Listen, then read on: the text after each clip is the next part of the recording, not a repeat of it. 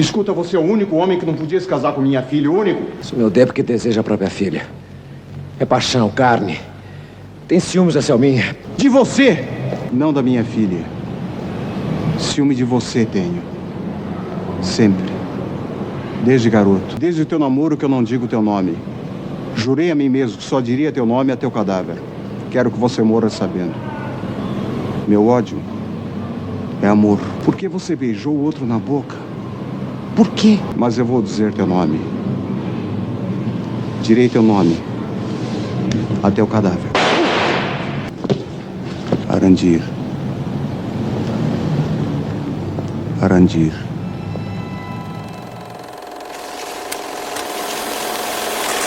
Você ouviu o trecho de O Beijo no Asfalto, adaptação de Bruno Barreto para a peça homônima de Nelson Rodrigues. Eu sou Andréia de Oliveira. Eu sou Gabi Ideale. E este é o Livros em Cartaz.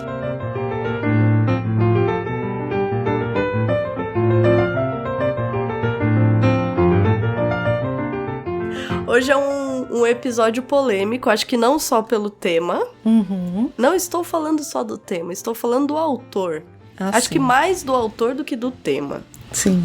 Né? Como vocês acabaram de ouvir, hoje é sobre o polêmico Nelson Rodrigues. Esse autor que tinha uma noção muito esquisita da vida como ela é, né? Exato. Esse autor que escreveu um pouco de tudo. Escreveu muito. Muito, né? Muito prolífico, isso é mesmo. É, muito prolífico, muito dinâmico. Escreveu teatro, escreveu conto, né? Crônica. Com crônica, com jornal. Então, um autor que tem um impacto, acho, né? Na nossa cultura. Sim, sim. Imenso. E, ao mesmo tempo, é uma pessoa muito cheia de complexidades. A gente já conversou sobre ele inúmeras vezes entre nós. É um dos autores que eu acho que a gente mais volta e meia. A gente parece assim, a gente dá a volta, daqui a pouco a gente volta em Nelson Rodrigues. Porque, pelo menos pra mim, eu não mudo minha opinião sobre ele. Mas eu não vou mentir que quando eu entrei em contato com a obra que a gente vai falar hoje, me causou um estranhamento profundo que tenha sido uma obra dele. Não em todo, né? Não ela como um todo, porque eu acho que ela tem Nelson Rodrigues escancarado, né? Ah, sim.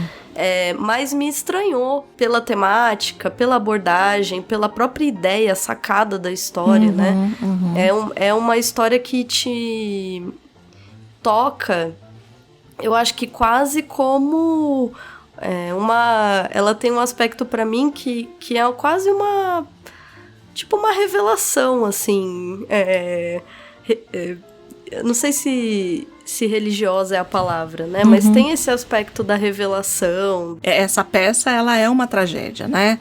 Tem essa coisa da peripécia e do reconhecimento, que é muito forte, né? Por ser uma tragédia. E eu acho que entra nesse lugar. Sabe o que me dá, assim, a sensação? Que ela tem esse momento, eu não sei explicar, assim, eu falei iluminação, né, revelação. É o reconhecimento. Tipo uma epifania, entendeu? Parece que é aquele momento do beijo no asfalto, entendeu? Sim. Que você fala, gente, ali alguma coisa fez sentido, sim. Né? É bem religioso, assim, eu acho que o próprio Nelson Rodrigues tem aspectos religiosos na vida dele, né? E ali, eu acho que nessa peça ela se coloca num lugar muito específico, polêmico, pra variar, e lindo, assim, te toca num lugar muito delicado, da emoção delicada, pra mim, né, também, acho que tem esse lado né, do que ele escolhe, que é muito delicado, né. Então vamos falar um pouco da estrutura da tragédia, até pra gente entender ali por que isso te causou essa sensação.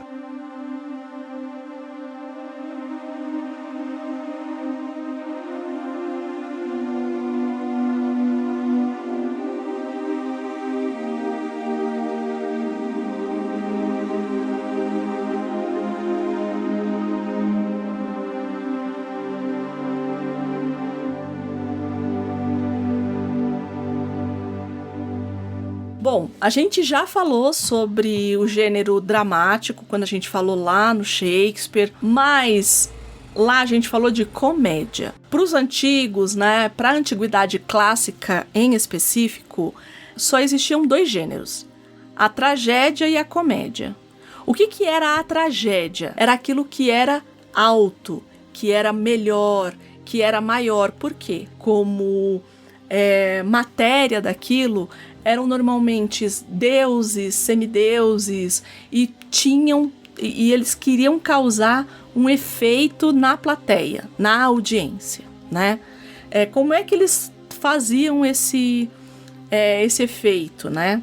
E aí o Ari, sabe Ari? Querido Ari. Querido Ari, também conhecido como Aristóteles. E aí eu faço uma sugestão aqui. Quem nunca leu a Poética do Aristóteles, a gente já fez, com esse é o 25º episódio, né? Fala assim, Andréia, não li nenhum dos livros, não leia a Poética. E você já vai ter lido todos os livros da sua vida. É mesmo, é? Pra mim eu acho que todo mundo tinha que ler pelo menos uma vez a Poética, que é super fininha, e que ele fala coisas que pra gente são muito básicas. Mas sabe aquela situação o evidente tem que ser dito, sabe? Sei. E nem todo livro dele é assim, né? Não. Porque, na verdade, pra mim, ele é bem... Ele começa a falar, é simples. E daqui a pouco se torna, né? Não é. E a Poética é muito simples. Eu acho ela simples. É claro que, assim... Eu vi a Poética quase todos os semestres da faculdade, por ter feito letras e por ter feito grego. Toda vez que ia a um novo gênero, aí a gente tinha que ler a parte da Poética que falava a respeito desse gênero. Então, talvez, para mim, tenha se tornado palatável por isso. Mas eu, particularmente, acho uma leitura muito simples, a da Poética. E aí, o que ele diz ali, né, na Poética, sobre... Comédia, ele já fala logo, né, que... A comédia é, como dissemos, uma imitação de caracteres inferiores. Então, assim, porque tudo para ele é imitação, né? Então, toda a poética é uma imitação, que vem lá do Mímesis, né? Do Mêmesis, enfim. É uma imitação. Vem de Platão, né? Isso. E essa imitação, no caso da comédia, ela é de coisas inferiores. Quando a gente chega em Shakespeare, a gente ainda tem essa classificação de que o que é tragédia é maior e o que é comédia é menor. Mas não é, e no caso do Shakespeare ali, não é só o que é comédia. Porque, por exemplo, ele tem a Tempestade. A Tempestade não é comédia, é um romance ali, é um drama, é um draminha. E também não é considerado tragédia, também vai pra comédia, né? Então, assim, o que a gente diz é que tudo que não era tragédia era comédia. É isso, no final das contas, né? Então, o Aristóteles, ele diz, né, que ele fala assim, né, que é uma imitação de caracteres inferiores, não pela sua vileza, mas porque é ridícula. É isso que ele fala da comédia. A comédia é ridículo, é de seres ridículos. Mas o que é a tragédia, né? A tragédia é uma imitação de ação completa que forma um todo e tem uma certa extensão. Na verdade, pode ser um todo e não ter extensão. Ser um todo é ter um princípio, meio e fim. André, mas tudo tem isso? Tem. Mas vamos lá, né? Ele vai falar sobre a tragédia e ele vai falar que tem enredos ou fábulas, depende da tradução, simples e complexos. Eu vou chegar onde a gente está, porque isso daqui passa pelo que a gente vai falar de peripécia e de reconhecimento, que foi essa sensação que você teve. Então, eu tenho lá, né, no caso da fábula, do enredo simples e complexo, a fábula simples é aquela que não tem reconhecimento nem peripécia. A fábula complexa tem reconhecimento e peripécia. Para Aristóteles, a maior tragédia já criada é Édipo Rei. É por isso que ela é tão falada, né? Como você bem sabe. Sim. Porque ela tem tanto o reconhecimento quanto a peripécia. O que é a tal da peripécia? A peripécia, ela é uma mudança. A peripécia é a reviravolta, que a gente está acostumada. Só que ela tem que ser feita dentro de uma verossimilhança. Olha lá. Aí ele vai explicar o que é verossimilhança, tá vendo? Como ele é super didático, mas ele diz... Aí fala assim, mas isso é o óbvio, então... Mas é que às vezes o óbvio precisa ser lido, muitas vezes, pra gente entender. E aí ele vai falar, ó, a verossimilhança, né, ele diz que não é o que aconteceu, mas o que poderia acontecer. Então é isso. Então a gente já sabe que... São as possibilidades. São as possibilidades. Então a verossimilhança é isso. É algo que não aconteceu na vida real, mas que poderia acontecer. Muito bem. E o que ele diz a respeito disso, né? Que a peripécia, ela é uma mudança dos acontecimentos para seu reverso. Mas dentro da verossimilhança. Então, é como assim, aquilo poderia acontecer. Não aconteceu, mas poderia ter acontecido. Então é uma reviravolta dentro da verossimilhança. Por que ele fala muito na resolução por peripécia e por que ele fala que a grande tragédia é Édipo Rei? Porque Édipo Rei não tem o Deus Ex Machina. Exato. Porque ele tem a peripécia. Então no final a gente descobre o que descobre, ele vai lá e arranca os olhos, lembra? Exato. Então, porque ele se reconhece, finale, né? Ele se É o reverso. Ele se reconhece, né? E a peripécia é isso, ele tá buscando uma pessoa que é ele mesmo. É essa peripécia. Então não precisou de um Deus chegar lá e dizer o que era e resolver todo o assunto. O reconhecimento é exatamente isso que eu falei. O reconhecimento, como diz, né, o nome, passada da ignorância para o conhecimento. Então, né, aí, dito tudo isso, acho que você já deve ter montado aí a peça na sua cabeça, você já entendeu por que essa coisa do beijo, tanto que ele fala, né, o Arandir, ele fala, né, a única coisa boa que eu fiz foi o beijo no asfalto. Exato. Ele reconhece isso. Isso é o reconhecimento.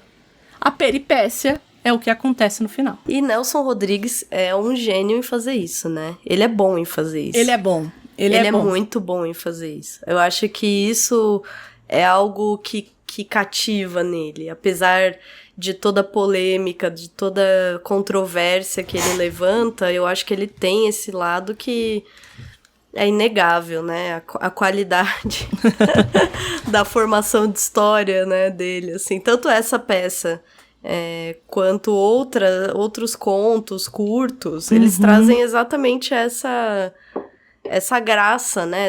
Essa facilidade criativa que ele tem de trazer revelações, assim, melhores que muita novela mexicana, entendeu? Eu acho que é por isso que ele é tão criticado, né? Ele vai no melodrama. No caso aqui, eu acho que eu posso trazer um pouco da sinopse, né? Um pouco da ideia da obra para as pessoas entenderem do que a gente tá falando. O Otto Lara Rezende, por exemplo, ele dizia para mim, o homem é triste porque morre. E eu disse, não, Otto, o homem é triste porque vive. A peça trata de um evento dúbio, porque eu acho que aqui isso guarda toda a riqueza, né? Porque é um evento que você não sabe o que aconteceu, porque não aparece o que de fato aconteceu, nem na peça em si, nem nas adaptações. Isso eu acho muito legal, porque a gente vai ver que existem 3 adaptações para o cinema dessa obra. Nenhuma das 3 tem o que houve de fato nesse evento. Porque acontece que Arandir, um homem trabalhador comum, tá atravessando a rua com outras pessoas, quando uma dessas pessoas é atropelada por um ônibus, uma lotação, né? E essa pessoa morre atropelada. E acontece nesse momento um ato ali de misericórdia, né? Esse homem que está morrendo, e é um homem, pede um beijo, ou não se sabe, aí que é a dubiedade, né? Não se sabe se o homem de fato pede, se é isso que acontece, mas o fato é que eles se dão um beijo na boca antes do homem morrer, ou enquanto ele está morrendo, enfim, né? E aí, todo o ato, toda a história se desenvolve a partir desse ponto, porque as outras pessoas veem, um jornalista vê, ele se dirige a uma delegacia e começam... Aí é interessante, né? Uma obra poderia ter sido escrita ontem, entendeu? Sim. Porque ela é muito atual, assim, ela é atual num nível absurdo, porque esse jornalista que vê, ele vai a uma delegacia e compartilha com aquele delegado uma ideia de fake news. Basicamente isso, assim. É isso. É uma ideia de uma fake news de dizer que aquele homem, na verdade, tinha um caso com esse rapaz que morreu ali e que ele deu esse beijo como uma despedida. E aí criam-se várias fake news em cima disso, né? Ah, matou o amante, não matou o amante, se matou porque era gay, não se matou porque era gay. Enfim, existe uma série de... E é curioso, né? Porque o Nelson Rodrigues, ele tem uma ligação muito profunda com o jornalismo, né? Sim. Enfim, pela biografia dele, a gente sabe, enfim. Ele colocar, e eu entendo, o Sápato Magaldi, né? Fala isso, né? Ele fala que o irmão dele, depois a gente vai passar um pouquinho pela biografia dele, mas ele diz que a primeira grande tragédia da vida do Nelson Rodrigues, que foi a morte do irmão, ele fala que o Nelson Rodrigues falava para ele, a morte do Roberto nunca saiu de mim. Nossa, eu imagino. Você falou que ele tem uma ligação muito forte com o jornalismo, porque de fato trabalhou como jornalista, e ele tem uma ligação forte com o ambiente policial, né? Sim. E aqui tem esses dois aspectos, isso, assim, expostos com uma crítica tão bruta, né? Uma crítica tão crua, tão violenta, né? Tão violenta quanto essas duas... me perdoem os jornalistas, né? Mas acho que tem esse aspecto da exposição negativa, da exploração da notícia, né? Da desinformação, associada ao pior da polícia, né? Porque essa fake news extrapola. A gente tá falando de uma peça escrita no começo da década de 60. Ela é escrita em 61, né? A primeira estreia dela é em 61. A pedido da Fernandona, né? A pedido de ninguém mais, ninguém menos que Fernanda Montenegro, né? E então imaginem, né? O que era a sociedade pré-ditadura recebendo uma peça em que dois homens se beijam e que uma fake news é feita por um jornalista e um delegado. Então a gente vai acompanhar o quanto a vida desse homem se esfacela dentro dessa exposição, dessa falsa notícia feita sobre ele. Então, a partir dessa base, o Nelson Rodrigues vai mobilizar uma série de questões, né? Tem a questão própria e acho que majoritária do preconceito, mas acho que tem nuances familiares. O próprio ato, que é o que eu falei, é bem epifânico, né? É um beijo de misericórdia, né? É um ato que, assim, o próprio Arandir, que é quem beija, reforça o tempo todo, até o fim da peça, que ele beijou um homem porque o homem pediu um beijo e o homem estava morrendo. Morrendo, Você não daria um beijo a quem está morrendo? Ele fala isso pra mulher dele, né? Você não daria um beijo a quem está morrendo? Está morrendo, né? É um ato quase... iluminado mesmo, religioso praticamente, né? E ele sofre, a família sofre, e a partir disso vem à tona problemas familiares também. Aí a gente vai ver a exploração da polícia, a brutalidade e a violência policial, coisa que não existe mais. Não. Ainda por bem isso que a gente ficou lá nos trouxe anos 60. Por isso que a gente trouxe, até porque, né, para as pessoas lembrarem educativo, assim, como era, né? educativo. Exato. Então a gente vai ver toda essa manipulação da polícia para elaborar e fundamentar essa notícia falsa. Eles vão atrás da viúva do homem que morreu, eles torturam a própria mulher do Arandir. E assim, de novo, pra mim, quando eu li O Beijo no Asfalto a primeira vez, acho que tem uns 3 anos isso, eu me surpreendi muito que fosse uma obra do Nelson Rodrigues. Você já tinha lido qualquer outra coisa dele? Não, eu tinha lido A Dama do Lotação. Ok. Só, assim, coisas soltas, né? Aquela coisa Nelson Rodrigues, escrachada, sexual, etc, né?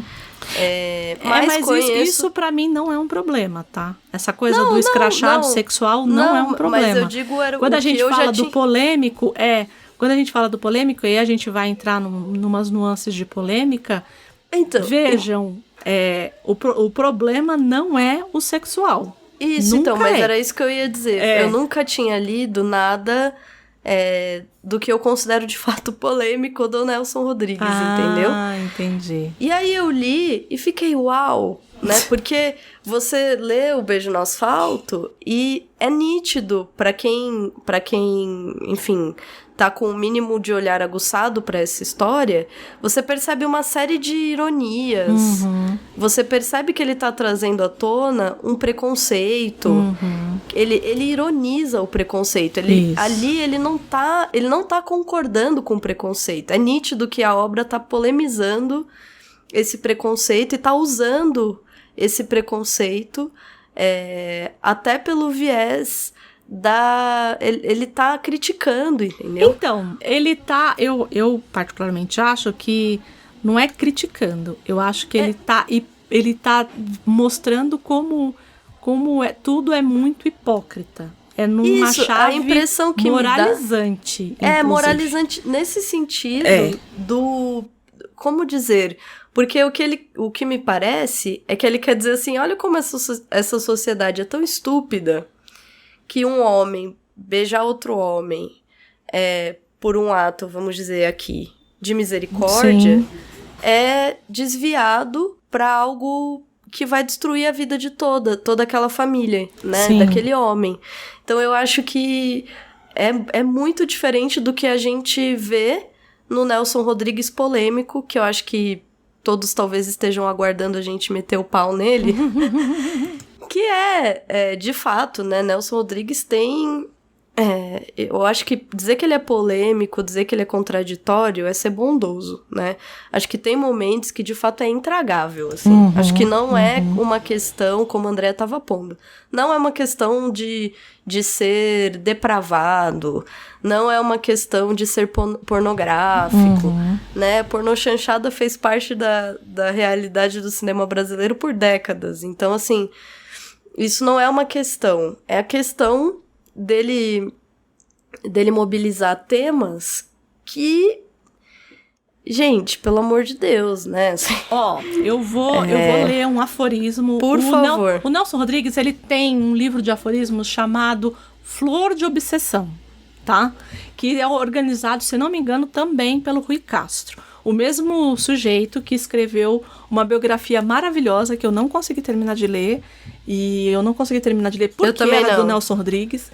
Mas que escreve muito bem. Eu quero ler a da Carmen Miranda. Eu fiquei com mais vontade de ler a da Carmen Miranda depois que eu li essa do Nelson Rodrigues.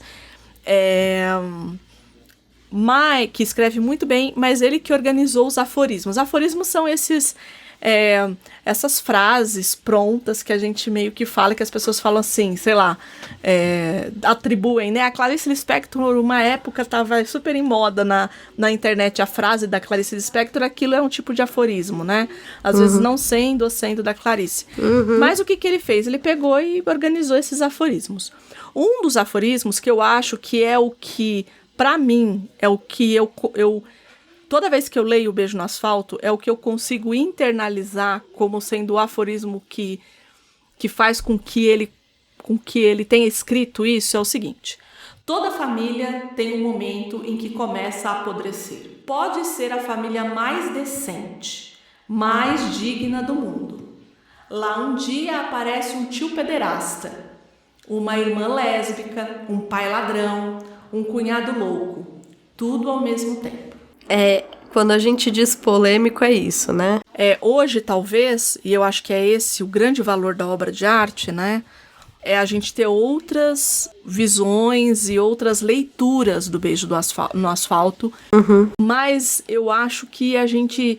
Ah, André, mas você tá lendo o autor pela obra, né? É que é problemático, né? É muito Rodrigues problemático. gente. Por exemplo, não tem vou como, falar né? um outro aforismo dele, que esse, pra mim, é o mais difícil, assim, de encarar, assim, né? Na mulher, certas idades constituem, digamos assim, um afrodisíaco eficacíssimo. Por exemplo, 14 anos. Ai, gente, não tem nem o que comentar, né, André? E aí as pessoas falam assim, mas você tá lendo a obra pelo autor? A primeira coisa que quando começa o Beijo no Asfalto e a gente vê, né, acontece tudo isso, porque o Arandir tá junto com o sogro.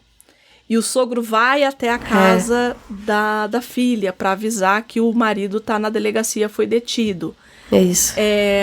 A primeira coisa que a gente percebe, assim, existe uma aura do tipo, esse pai tem um desejo incestuoso pela filha. Exato, é. E assim, O clima que se cria é esse, exato. né? Mas aí as pessoas falam assim, mas imagina. Eu falo assim, então, é claro que isso ia acontecer porque é uma temática recorrente. Isso que eu ia falar. No Exatamente. Nelson Rodrigues. Pra gente vai falar, imagina, você tá exagerando, não sei o quê. Incesto, você vai ver em Sete Gatinhos. Engraçadinha, acho que não sei se você já leu, enfim. Não. Engraçadinha, ela tem um primo que ela começa a ter um relacionamento sexual com esse primo e ela descobre que esse primo não é primo, é irmão. Então, assim, é tudo muito nessa chave dessa família que é sempre nessa chave moralizante, entende? Do tipo, olha, a vida é isso aí mesmo, que é a história que eu brinquei no começo da vida como ela é, né? A Sim. vida é isso daí mesmo, mas pra ele. Mas assim, aqui, porque na zona sul, né, onde tudo é degradado, onde as coisas acontecem, fora que nessa assim, classe média. Exatamente, né, era isso que entendeu? eu ia falar. Eu acho que além de tudo, porque aqui a gente tá tangenciando a questão, né? Nós estamos falando de um homem extremamente conservador. Sim. De um homem que abertamente defendeu a ditadura militar. Sim. Mesmo de um o filho homem dele tendo sido preso pela ditadura. Preso e né? torturado, o Nelsinho, né? E torturado. Preso e torturado, né? Ele foi abertamente a favor da ditadura até o fim da vida dele, né? Sim. Ele reviu alguns pontos no fim da vida dele. Isso. Mas ele até, assim, 90% aí do tempo que tava vivo, ele foi esse homem que hoje em dia... a gente tá numa fase que tá todo mundo falando dos OVNIs, né? E é tão engraçado que a gente viu tanta coisa que ninguém tá mais nem aí pros OVNIs, né? Eu acho que hoje em dia a gente consegue entender que tipo social era o Nelson Rodrigues, né? É um homem que, sem dúvidas, estaria num espectro político conservador, à direita, né? Então, é por isso que, repito, né? Quando eu peguei a obra, eu me assustei. Porque eu falei, como assim? Isso aqui é Nelson Rodrigues? Porque é linda, né? Você não tem como dizer que não é uma obra bonita. É muito bonita. E do ponto de vista... literário, né? Ela quebra ela traz muitas inovações. Sim. Né? A própria estrutura do que você trouxe pra gente da tragédia, eu acho que já mostra. Sim. Primeiro que, assim, a gente começa com um ápice, né? Sim. Assim, eu acho que, assim, a primeira cena da peça, pra quem não leu ou não teve contato com a adaptação, é dentro de uma delegacia. Isso. É impressionante, né? Então, e não apresenta a personagem principal, que é o Arandir. Exato. Já apresenta o delegado e o jornalista já de conluio ali pra Coitado, né? E o que Você parece... pega a história em média res, assim, né? Você pega a história no caminho, Isso, assim. isso aí. E... Eu trago grego, a pessoa traz latim, é isso aí, viu? Então, onde esse programa vai? Não sabemos. Não saber. Vamos terminar em qual lugar? Não saber. Mas você pega a obra no meio. E ao mesmo tempo, você já começou no clímax. A impressão que dá é que você já tá no clímax. E ele sobe esse clímax até o fim. Até o final, né? Ele aguenta você lê a obra toda tensa. Isso. É impressionante, termina tenso e termina ainda mais tenso. Você fala assim, não tem como piorar, porque a situação vai aumentando. E você tem, fala, sempre tem como piorar, né? E ele é tão bom na condução disso que você não sabe como vai terminar. Vai te dando um negócio que você fala assim, ele vai se matar? Ele vai no sei o quê. Porque você vai falando, meu Deus, o que vai acontecer? O que vai acontecer? Você não vê como uma solução... Você sabe que uma solução boa não vai ter, entendeu? Tudo vai dando errado, tudo dá errado. A mulher termina com ele, é torturada pela polícia, ele perde o emprego, a cunhada vai querer dar pra ele... com perdão da palavra, nosso Rodrigues, que ele faz. Mas a cunhada vai lá se oferecer pra ele, né? A cunhada que é uma menina... que é uma menina, 14 anos, vai se oferecer pra ele. E aí você fala, bom, não tem como. Não. E aí o fim é arrebatador, assim, acho que não tem outra palavra, né? E se é forte para alguém que leu, deixa eu ver, eu devo ter lido uns 3, 4 anos atrás, pra quem leu em 2018, sei lá.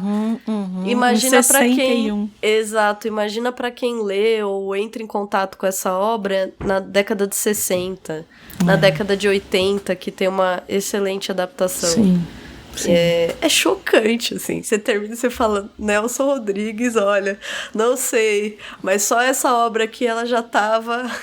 Não tivesse produzido mais nada, eu teria uma outra visão sobre ele, entendeu? Entendi. Porque... Sim, eu acho que tem problemas. Tem. É problemático. Eu não tô dizendo que é uma obra perfeita, tá? Mas de fato, nenhuma é. Mas eu acho que a leitura, a estrutura, a própria... O que a Andrea tava falando, né? Sobre as inovações de escrita, o próprio tema... Eu acho que ele tinha muita noção de que isso seria bom, entendeu? Não, é inegável, assim, nós tivemos, infelizmente, a morte do Pelé o ano passado. O Nelson Rodrigues, ele era um maravilhoso cronista de futebol. E foi o Nelson Rodrigues que deu o título de rei pro Pelé, né? Numa crônica de 1957, se não me engano. E aí, a forma como ele descreve o Pelé, que ele fala que ele fala do dorso do Pelé, que é um príncipe etíope que parece que vai cobrir-se de um manto. As imagens que ele faz são lindas. Aqui, e aí, de novo, é o que eu quero deixar muito claro aqui. Ninguém está falando da qualidade textual do Nelson Rodrigues aqui. Exato. Em nenhum momento. Porque eu acho que ele é um dos escritores, um dos melhores escritores que nós temos, de fato. Em termos de escrita, de teatro, eu acho que, assim, por isso que ele é tão feito, né? E continua sendo feito, e continua sendo falado. As crônicas dele são maravilhosas. Alguns contos eu sempre... Ele é engenhoso, né? Isso. Ele é sagaz, assim. Eu tenho um conto que a Gabi me conhece, eu dei aula durante um tempo e eu sempre privilegiei contos em sala de aula por conta do público que eu trabalhava. E aí eu sempre levava um conto chamado A Coroa de Orquídeas dele. Que era um conto super simples, que era de um homem que tinha acabado de perder a esposa. Então aí ele pega e ele vai passando, né, por todos os estágios ali do... Então a gente tá num funeral. E aquilo é delicioso, porque você vê, aí ele coloca lá, porque o homem bate no peito, isso o marido, né? Então você vê toda aquela cena, né? E tal. E aí vai passando, aí o cunhado, eu não lembro se é o cunhado, liga pra ele e fala assim, olha, tem uma coroa aqui de orquídeas. Não, que outra flor que tem aí? Ah, custa tanto. Ele, não, tá muito caro, fulano era uma pessoa simples, não vai querer uma coroa dessa aí. E aí, não, traz outra aí, ele pega e traz uma das flores mais, assim, mais simplinha. Lá pelas tantas... E nessa época, né, os velórios eram feitos em casa. Então, só pra ficar claro. Aí o que acontece? Aparece uma coroa de orquídeas, dizendo, do seu pra sempre fulano de tal. E esse homem fica louco. Porque o que acontece? A santa, que ele tava dizendo que era santa, tava traindo ele com o cara da coroa de orquídeas. E aí, no final, tá ele matando a morta. Exatamente isso. Ele pega uma faca na cozinha e ele pega e vai apunhalar a morta dentro do caixão. E ele ainda fala assim, ele tinha a impressão dela estar dando um sorrisinho de canto de boca. Isso é maravilhoso. Assim, toda a construção que ele faz é maravilhosa. O texto dele é maravilhoso. Não tem como negar. A forma de construção que o Nelson Rodrigues faz em todos os aspectos, em todos os gêneros. Seja na crônica, seja no conto, seja no teatro. O romance, eu tenho as minhas dúvidas ainda. Eu li um romance dele que foi O Casamento. É bom, mas eu acho que ele ainda é melhor nos gêneros mais curtos, assim, né? No conto, no romance, na peça de teatro, nas crônicas. Mas é isso, ele é como narrativa, né? Como escrita de fato, assim, é impecável. É inegável. Não Também tem o que acho. dizer. Mas quanto a conteúdo, aí é complexo. E aí a gente precisa entender por que esse homem é tão complexo. Porque a gente sempre fala assim, mas, de novo, vai ler a obra dele pela biografia. No caso do Nelson Rodrigues, eu acho que não tem como dissociar. Exatamente. Eu acho que no caso dele específico, não tem como dissociar. O meu perfil, eu sou um romântico, um Pierrot do Meia, sou um homem que acredita no amor eterno, ou o amor o eterno se acaba, não era amor. Ouviu? Sou um homem que chora, se for preciso chora, acho brasileiro, que não chora o mau caráter. E a minha sensibilidade, o meu sentimentalismo, chega a ser ridículo. Antes de tudo, precisa entender que ele vem de uma família de jornalista, né? O pai dele foi um grande jornalista, foi também deputado, ele foi uma série de coisas, mas o que ele atuava mesmo era com jornalismo, né? Que é o Mário Rodrigues, que foi tão polêmico quanto, né? Sim. Em outros aspectos, de outro lugar, mas era uma família polêmica. A família dele é uma família pernambucana. Que gigante, não era né? Gigante. Enorme família, na verdade. Eu fiquei passada com isso, porque André e eu nos aventuramos a ler, como ela estava falando, a biografia de Nelson Rodrigues, que se chama O Anjo Pornográfico. Não conseguimos terminar. Não. Fique registrado, né? Mas... É porque também são 700 páginas de um livro puro grande. suco do Nelson Rodrigues. Exato. Então. Eu acho que, assim, precisaria o quê? De 3 férias, entendeu? Mas a leitura, eu já vou deixar aqui a minha opinião, é muito boa. É deliciosa. Pra quem tem interesse em ler biografias, eu sei que tem muita gente que gosta de ler biografias, né? Eu acho, de fato, imperdível. O Rui Castro, que é quem escreve...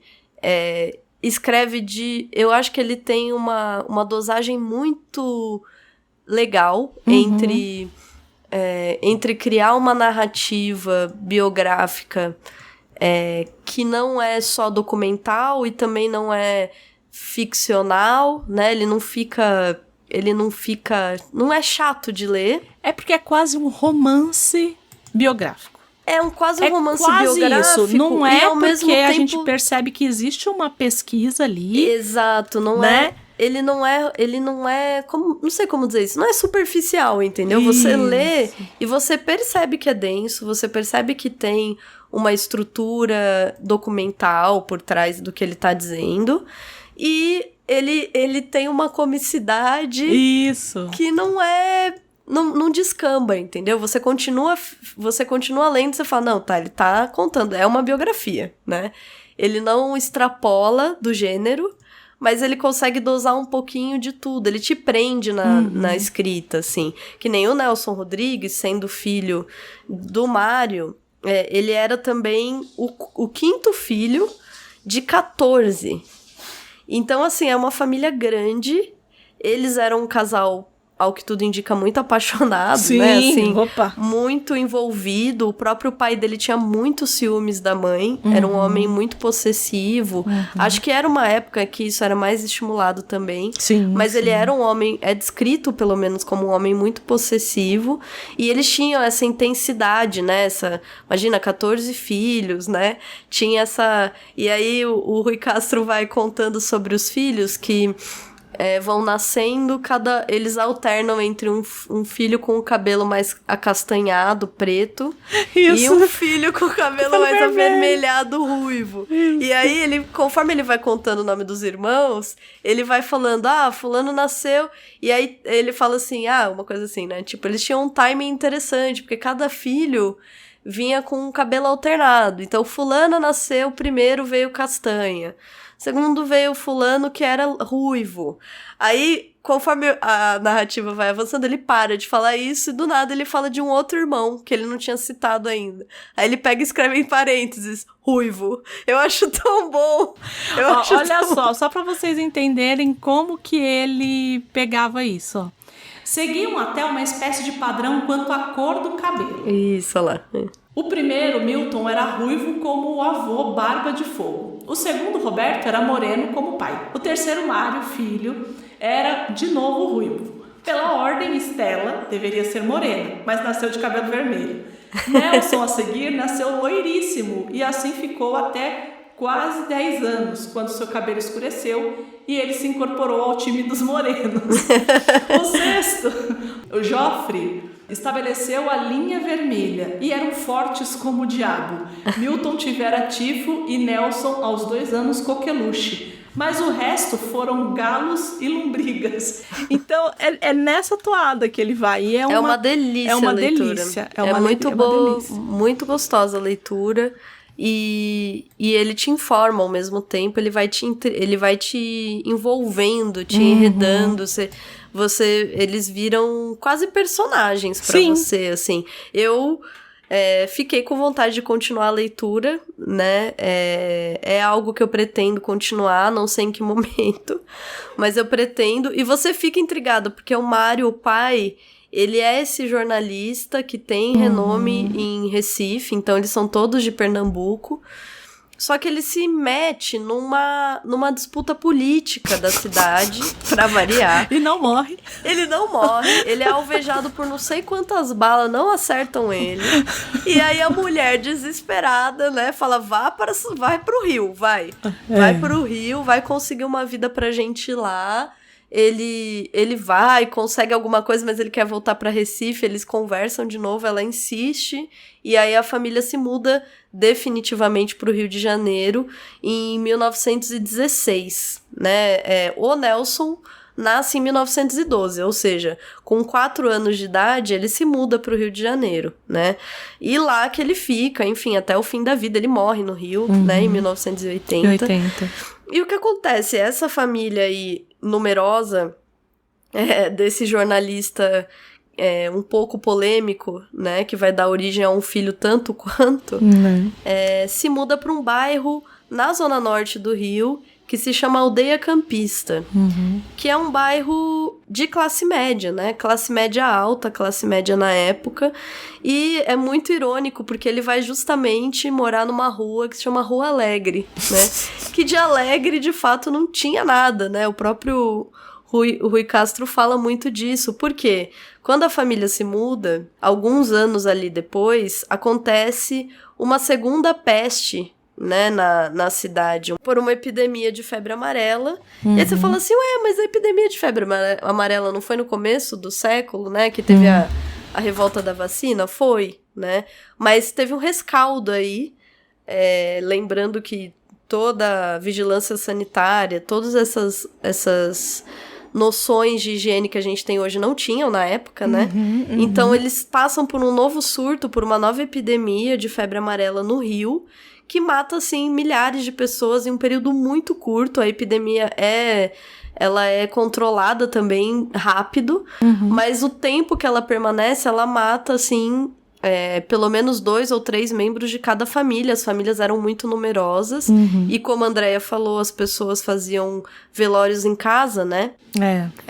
Então, a teoria, vamos dizer assim, do Rui Castro vai caindo para esse lado, que é o lado do tipo, imaginem um menino de 5, 6 anos, um pouco mais velho, né? Porque o surto foi em 23, se não me engano, 28.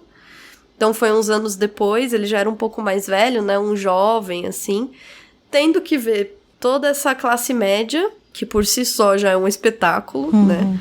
Eu, como vinda da classe média, sei muito bem. Eu reconheço a pessoa da classe média. A pessoa assim anda, eu já falo, ixi, né?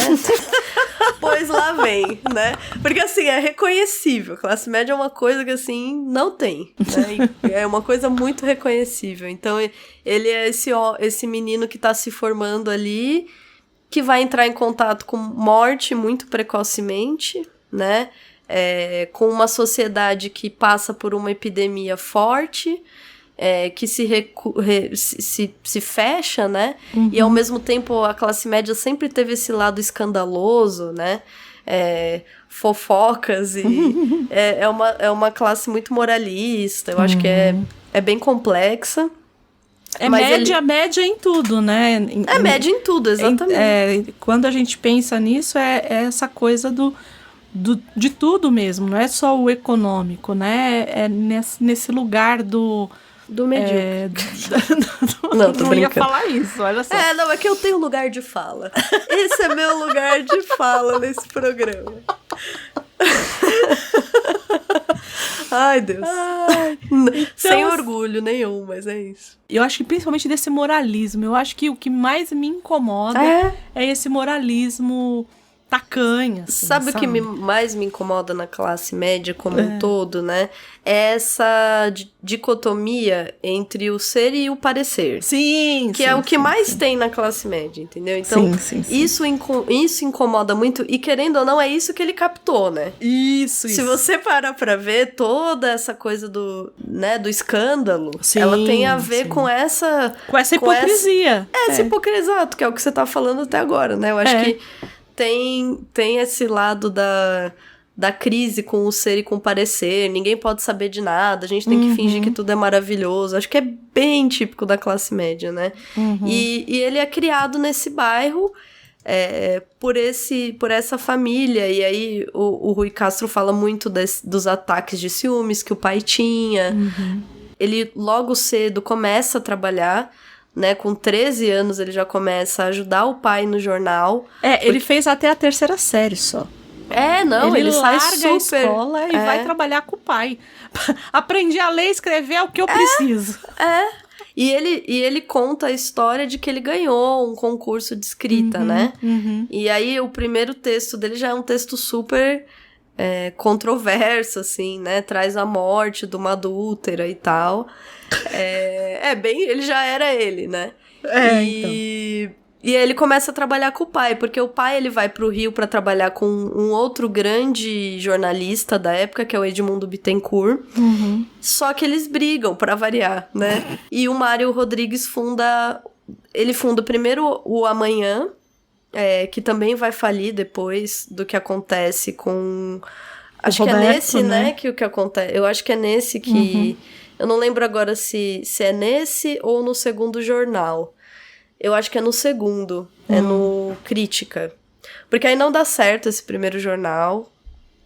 Na verdade, ele perde a sociedade, se não me engano. O Mário perde a sociedade. É uma pessoa bem organizada. Super. Percebam que o pai do Nelson Rodrigues também era uma pessoa bem organizada. Então ele perde, acho que a Sociedade do Amanhã, e ele abre o Crítica.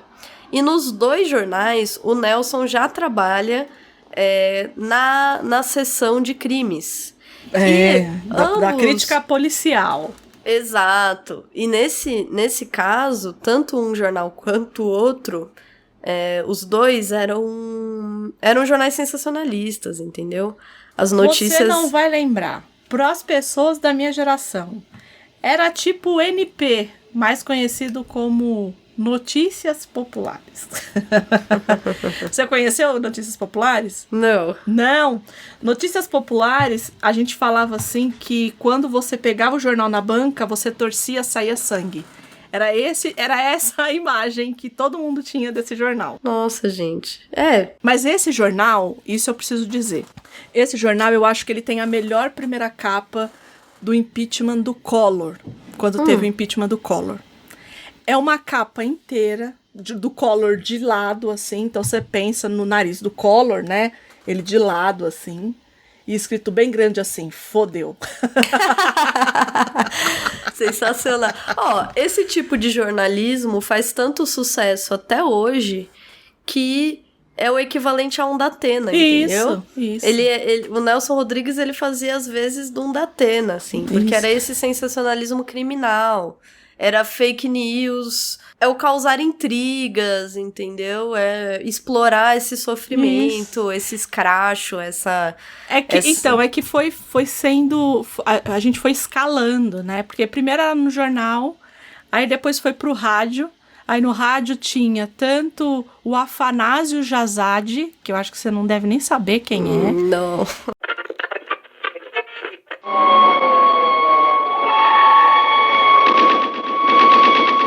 Doril, e acaba com a dor de cabeça. Na hora, apresenta... Plantão de Polícia, com Afanásio Jazade, o repórter policial mais bem informado da cidade. E o Gil Gomes. Agora, na Rádio Globo. Ronda 1100. Os principais fatos policiais do dia, com o maior repórter do rádio brasileiro.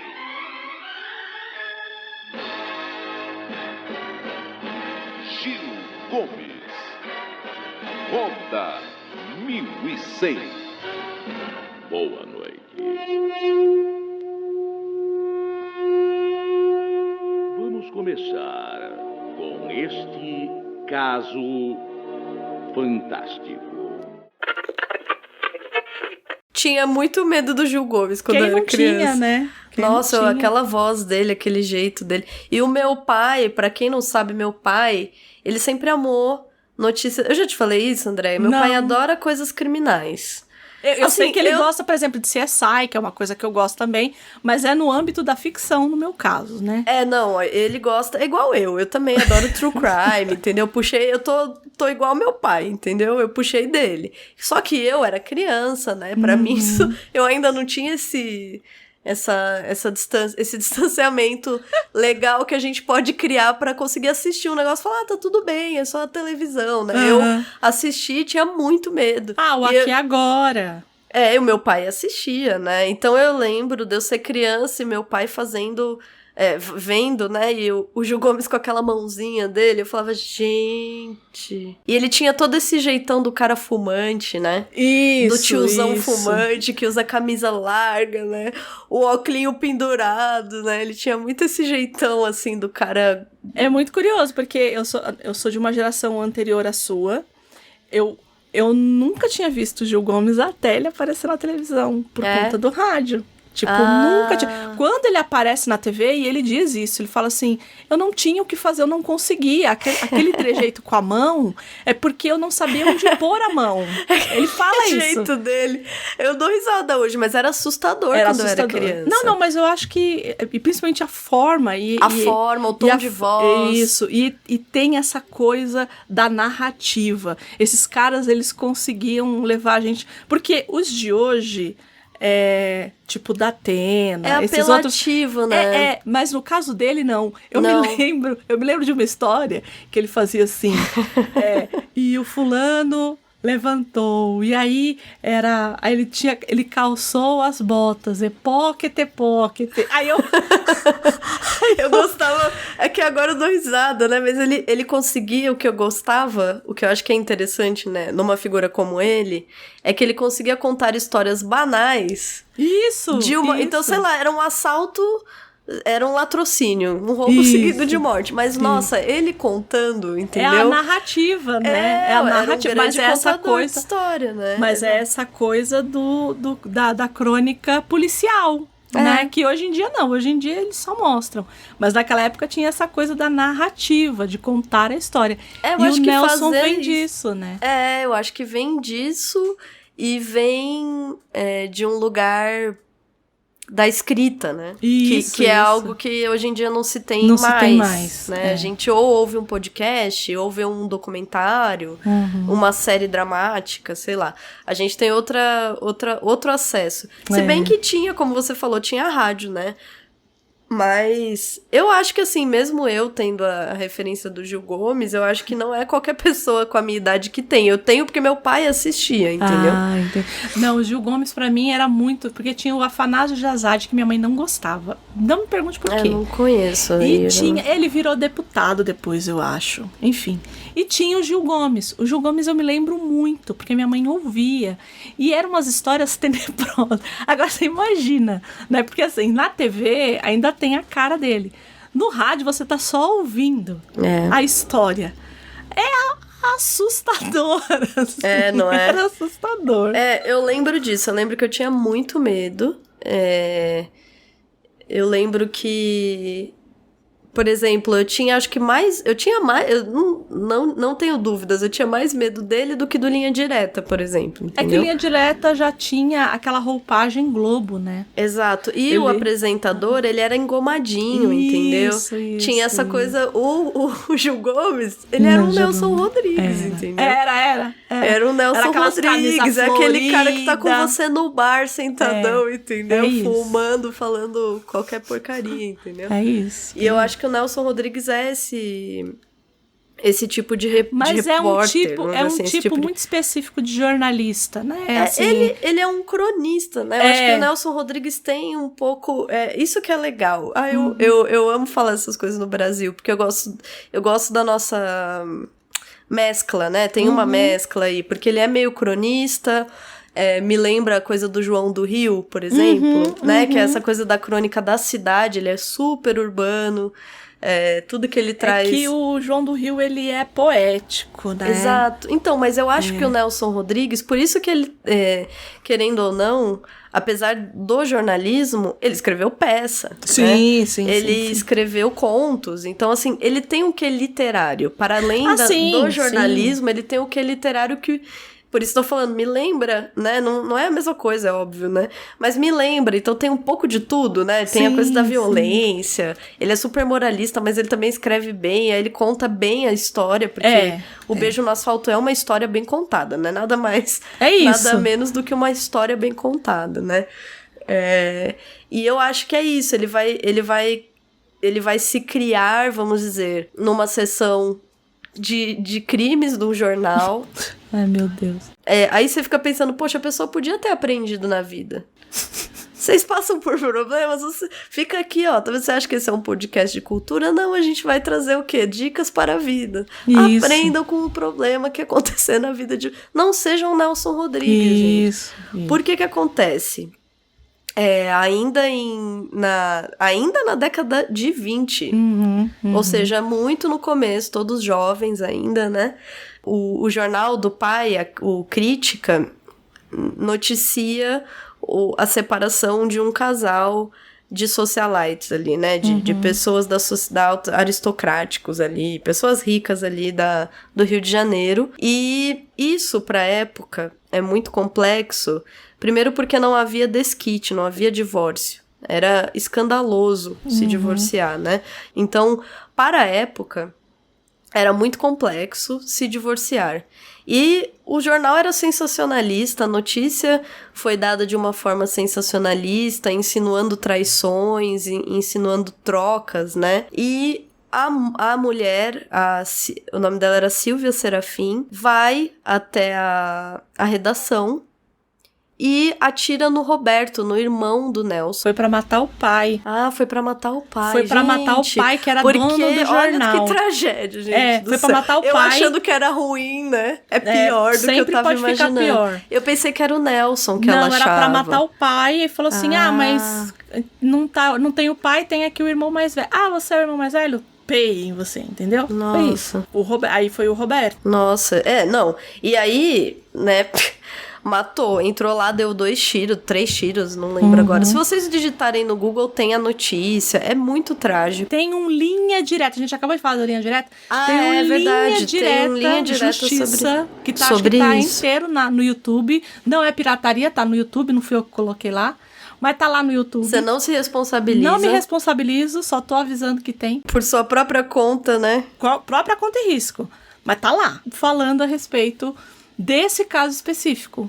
Né, eu acho... e dos desdobramentos dele, né? Eu acho super trágico o que aconteceu. Sim.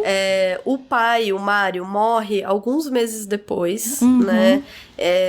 Aí sempre fica aquela coisa, né? Eu sou médica, não posso confirmar, porque eu vai contra, né, minha formação. Mas eu acho que sim, de fato, possivelmente, isso abalou muito a família, né? É uma tragédia inimaginável, não consigo nem imaginar a repercussão, por exemplo, dentro da família, o quanto a mãe pode ter culpado, né, o marido, o quanto o próprio pai não pode ter se sentido muito culpado, né, e está envolvido num sensacionalismo, Sim, mas veja só, também tem um lugar que eu acho que é mais ou menos o lugar deste jornalista que a gente vê aqui na peça, do cara que desvela essa hipocrisia.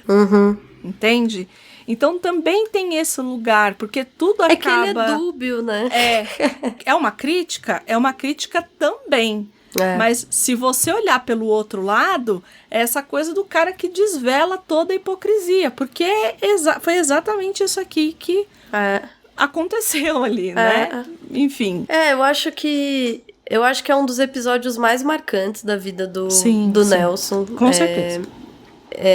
E a gente brincou sobre aprender, mas não deixa de ser... de causar estranhamento, de ser esquisito que uma pessoa que passe pelo que passou, dentro da própria família e da forma trágica, né, que isso se desenvolveu, que ele tivesse permanecido escrevendo o que escrevia, ou permaneceu, né, nas áreas que já estava, né, de crime, de sensacionalismo midiático, de polêmicas e atitudes controversas, né? É por isso que eu acho que tem muito esse lugar do jornalista que desvela. Por mais que a gente... por mais que informa, né? Isso. Daquele que... Não, é mais do que informa. Porque, por exemplo... É o furo.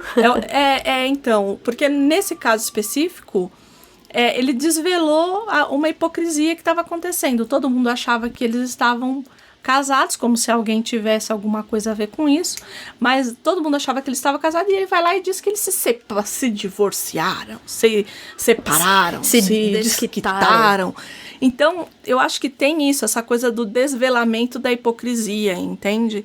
E eu acho que ele fica um pouco nesse lugar. Por isso que quando as pessoas falam assim, é uma crítica do jornalista. É também, né? Mas não é só. Porque tudo acontece por conta desse jornalista também. Tanto na peça quanto aqui, né?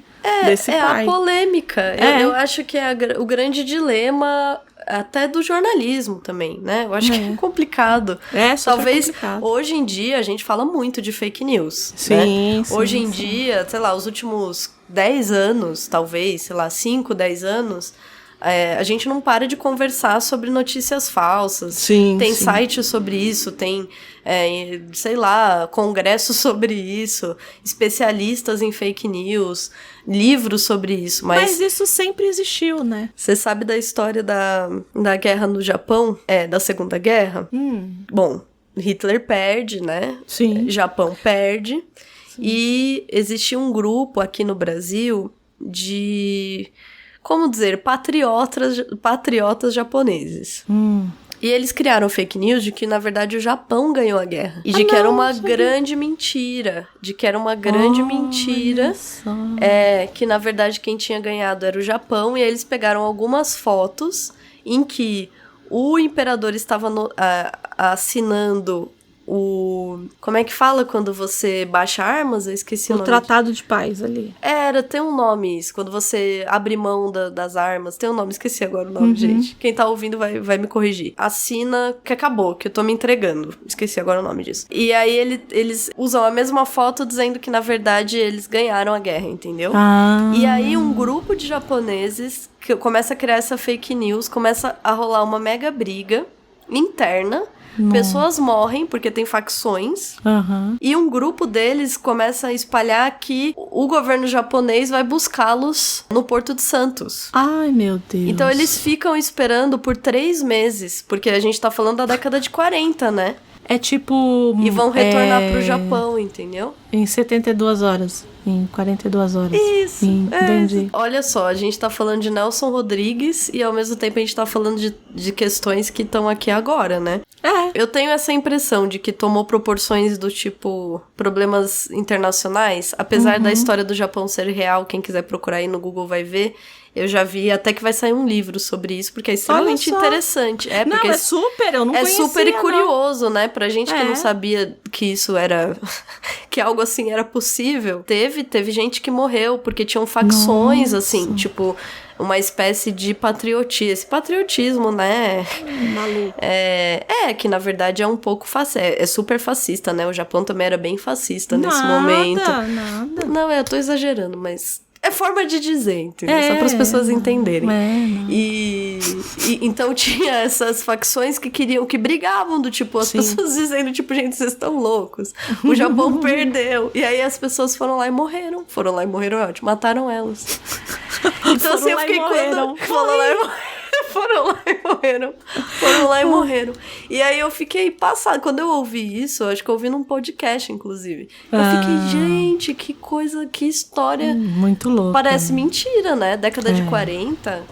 E aí tem os folders que eles espalhavam com a foto, com fotos dos navios, dizendo que os navios iam vir pegar as pessoas no Porto de Santos. Não lembro se agora... eu acho que era em Santos ou no Rio, mas acho que era em Santos. Acho que era em Santos, que os japoneses vieram mais pra São Paulo, né? Vieram. Então tinha a coisa da imigração, tinha esse mito de que se o Japão ganhasse a guerra, eles iam voltar pra essa pátria, né? Essa coisa do nacionalismo exaltado. Então tinha essa crença. Enfim, muito fake curioso, news estava aí já, né? Sempre esteve. Mas Nelson Rodrigues foi esse jornalista, mas não apenas esse jornalista, né? Ele, depois que o pai morreu, ele continuou como jornalista. O jornal, o Crítica, faliu também. E aí ele foi pro Globo. Enfim, aí foi Nelson Rodrigues, né? Aí é Nelson Rodrigues. Ele se casou 2 vezes. O primeiro casamento dele não durou nem 5 anos. Por que será? Por que será? Ele passa a vida, na verdade, atuando como jornalista. Ele trabalhou muitos anos no Globo. Acho que mais de quase 15 anos ele trabalha no Globo. Mas ele também tem colunas em outros jornais, né? Por exemplo, em 45... que ele começa a fazer o que são essas crônicas, como, por exemplo, Dama do Lotação, que é uma das mais famosas, né? Crônicas não, contos, né? É nesse momento que ele começa a escrever, e ele vai escrever isso pro resto da vida dele, né? Ele tem inúmeros contos, e em 1950... ele começa a famosíssima coluna dele, que é A Vida Como Ela É. Já te contei que meus pais tinham A Vida Como Ela É. E aí eu era criança, eu não sabia. Você tá rindo, né? Por isso que eu tenho esses problemas na minha vida. Entendi. E aí eu falei, um belo dia, eu falei, nossa, o que será A Vida Como Ela É? Eu achei que era uma coisa filosófica, talvez. Claro, talvez. E aí eu lembro do meu choque de ler algumas coisas e falar, gente, como assim? Que porra é isso, né? Nelson Rodrigues é uma coisa muito chocante, né? Então ele tinha... Então, eu vou te falar qual foi a minha experiência. Eu gosto da sua experiência, é boa, conta. A minha foi essa, que também não é das melhores, né, gente? Mas... Fantástico, sabe Fantástico? Aquele programa, aquela revista semanal da família brasileira, que está ali esperando, a menina que tá ali pra assistir o último videoclipe do, sei lá, do Guns N' Roses, do sei lá, enfim, do Michael Jackson, da Madonna. A gente tava ali esperando isso. O pai e a mãe assistindo pra ver quantas vezes o mundo ia acabar, porque anos 80 era isso, anos 80 e 90, 90 menos. E aí, entre tudo isso, tinha... Ele fazia pequenos cortes da vida como ela é. Então, ele pegava o conto e tinha ali 15, 20 minutos dentro do Fantástico. Nossa. Que foi um estouro, é lógico. É evidente. Muitos casamentos fracassados sobrevivem somente por causa dos filhos. Mas quando um filho ou uma filha toma o partido do pai ou da mãe, tudo pode acontecer. É o que veremos na história de hoje, o Decote, com Maitê Proença, Tony Ramos, Laura Cardoso e Gabriela Duarte. Eu saía da sala, né? Eu acho que eu não devo ter assistido um inteiro. Porque começava a musiquinha lá. Eu saía da sala. Valeu. Fui, valeu. Andréia já era Andréia. André já era André, eu vou ficar aqui passando vergonha? Eu não. Só tinha uma televisão naquela época? Não dava, gente. Então, no meu caso, eu só entrei em contato com essas maravilhas do nosso país, vamos dizer assim, já quando eu tinha, sei lá, porque eu ficava muito na casa da minha avó. Já não é a primeira vez que eu falo isso aqui, né? Sim. E minha avó era uma mulher muito noturna. Minha avó assistia muito filme, ficava com a TV ligada até, 3 da manhã assistindo TV e tal. E aí a gente ficava junto, né? Então eu lembro que tinha um momento que passava, sei lá, eu não lembro todos os programas, tinha o Telecine, por exemplo, e aí tinha aquele Corujão. Sim. Ah, mas o Corujão passava os filmes mesmo. E aí eu lembro de eu assistir o Dama da Lotação, o filme, no caso. O filme, é. Claro, não A Vida Como Ela É, mas eu lembro de eu assistir o Dama da Lotação e de eu ficar, assim, pra mim... Horrorizado.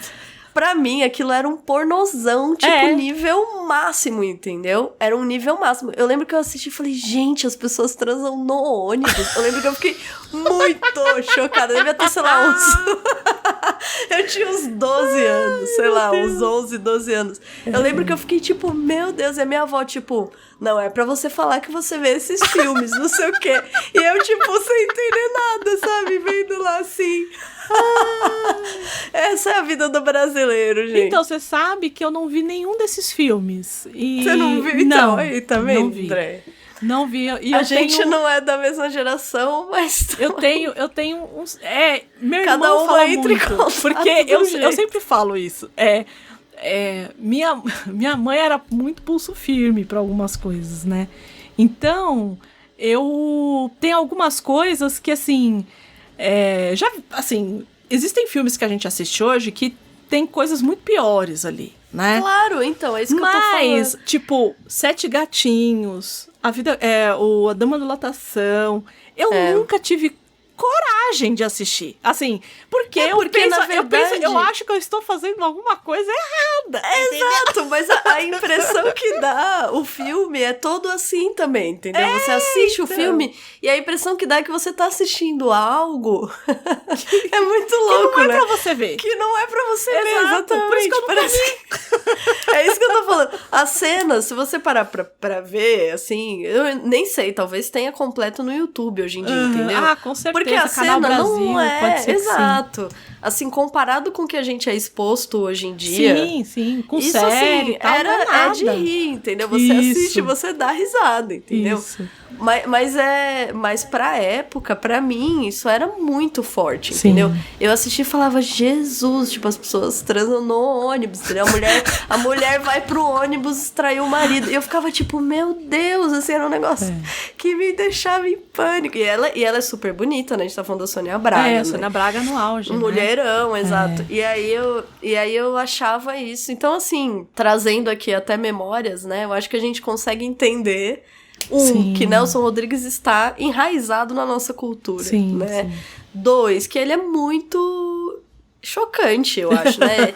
Ele vai te mobilizar, gente. Porque você fala assim, isso já tá distante, imagina, nos 60, quem que vai achar graça? Gente, é chocante, tá? Tanto se você que ler... o pessoal fala muito, né, que ele é o Tennessee Williams brasileiro. Eu discordo muito. Eu também, né? eu também. Porque são de lugares acho diferentes. Eu também. Exato, acho mas eu acho que é nesse lance do polêmico, né?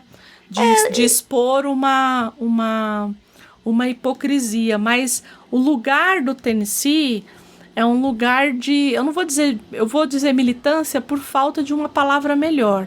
É de um outro lugar, né? De um lugar de voz mesmo, né? De dar voz àquilo que ele é ou àquilo que ele acredita e tudo mais. No caso do Nelson Rodrigues, é a polêmica pela hipocrisia, pelo moralismo, né? Tanto que a primeira coluna dele, que é que ele começa a sair um pouco do... Que nunca sai totalmente, né? Mas sair um pouco da sessão criminal ali, né? Da sessão de crimes do jornal, se chama Meu Destino é Pecar, entendeu? Isso, Susana Flegg. Eu quero, Susana Flegg, exatamente. Ele cria um pseudônimo que é uma mulher, né? Porque é isso, né? Se é pra chocar, a gente vai chocar. Então ele foi como se fosse uma mulher. Eu acho que tem essa reverência no Nelson Rodrigues. Acho que trazer à tona quem ele é, o que ele viveu, faz a gente entender. Concordo totalmente com o que a Andrea falou. No caso dele, faz muita diferença a gente entender o que ele viveu, quem ele era. E eu acho que, para além de tudo, eu acho que é muito, muito nacional, né? É muito nosso, assim. Eu acho que tem aspectos brasileiros, assim. Brasileiros, no caso, urbanos e... Cariocas. Cariocas, né? muito, classe muito média puxado. carioca. Muito puxado pro carioca. Mas que é muito... O que eu quero dizer é que é muito ímpar, né? Algo que a gente... Eu concordo com a sua colocação sobre o Tennessee Williams. Acho que é totalmente diferente, né? Mas é isso. Eu acho que... Não sei o que sentir. Não vou mentir, assim, tem momentos que eu execro o Nelson Rodrigues, assim, tem momentos que eu falo, gente, né, é tipo, por que esse homem falou isso, né, e particularmente com o Beijo no Asfalto, do ponto de vista da escrita, né, do literário mesmo, não tô nem falando, porque a gente falou do Dama da Lotação, que pra mim eu acho que é uma das obras dele que tá mais presente no imaginário popular. Os Sete Gatinhos também. Sete Gatinhos, a Dama da Lotação e o Beijo no Asfalto. Acho que são os três, assim, que, tipo, se você falar de Nelson Rodrigues, você vai pensar nisso e no futebol, eu acho. Né? E eu acho complexo, não consigo exprimir um ponto de vista. Assim, acho que consigo falar que o Beijo no Asfalto é de fato uma peça... Se eu fosse escolher, assim, pensando nas que eu já li, né, brasileiras, é uma das que eu mais gosto mesmo, assim. A obra de arte não envelhece. A obra de arte não é para ser mudada. Ela surgiu e é obra de arte por isso mesmo, para ser eterna. Para ser eterna enquanto dure, né? Segundo, alterando um pouco o verso Vinícius. A gente teve algumas adaptações para cinema, né? Uma peça, a gente já teve toda uma discussão aqui. Quem não ouviu, vai ouvir lá o podcast sobre Shakespeare, que a gente fala um pouco dessa coisa da adaptação do teatro, que é complexo, né? Que por mais que as pessoas pensem que é mais fácil, não é. Tem toda essa discussão que a gente faz lá. Mas a gente traz aqui, acho que pelo menos 3 ali. Eu vi 2, a Gabi viu 3 adaptações de Beijo no Asfalto para o cinema, né? A que a gente viu e que a gente se propôs, né, a ver de fato, a focar nela, é a de 2017, que foi dirigida pelo Murilo Benício, que tem como Arandir a personagem principal, que é o homem que vai lá e dá o beijo na pessoa que tá morrendo, né? Tem o Lázaro Ramos como personagem principal, quem faz a Selminha é a Débora Falabella, tem a Fernanda Montenegro. Mas esse filme, ele não é bem um filme, né, Gabi? Eu acho que é interessante, porque os 3 filmes, eu acho que a Andréa trouxe aqui, eu achei os 3 um bem diferente do outro. Tem o meu favorito, tem o favorito da Andréa, que coincidentemente é o mesmo, é o mesmo. Andréa? Coincidentemente. Não quer dizer nada isso. Mas eu achei os 3 muito diferentes. Esse mais novo, que é o que a gente se propôs, até porque eu acho que é o que as pessoas mais vão procurar e mais vão ter acesso, porque é o mais recente. Ele tem uma estrutura que eu tava até comentando com o André antes da gente gravar, que eu acho que lembra, em certos momentos, até esse lado do Eduardo Coutinho, que na verdade faz documentários. Isso. Por quê? Porque ele mescla as linguagens do cinema e do teatro. Então, aí entra uma crítica que a gente estava fazendo antes de gravar também, que precisamos o quê? Investir em trailers nesse país. Isso. Né? Precisamos de pessoas aí que exponham os produtos... Porque é isso, no fim da conta, o trailer está te mostrando, está te dando uma prévia do que você vai querer ou não assistir.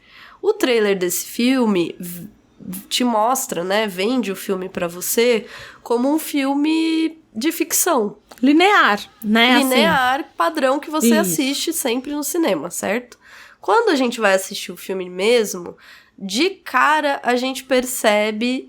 quando comecei, eu pensei que eu tava assistindo errado. Você acredita? Eu também. Você também? Eu também. Porque eu falei, mas eu comprei porque eu comprei no YouTube, Nossa, né? você também teve isso? Aí eu peguei e falei assim, tive. Eu pensei que eu tava assistindo um documentário. Eu achei que eu falei, mas será que eu comprei os bastidores, isso, né? Isso, exato. Eu falei, porque a minha versão era uma versão tipo do Canal Brasil. Ah, então. E o Canal Brasil tem mesmo, né? Ele tem ele tem Planeta inclusive... Cinema, né? Isso, ele tem uns programas, inclusive, de bastidores. Aí eu comecei a assistir, eu falei, eu devo estar assistindo o dos bastidores. O making off, os bastidores, sei lá. Aí eu falei, não, tudo bem, eu vou assistir. Só que, por quê?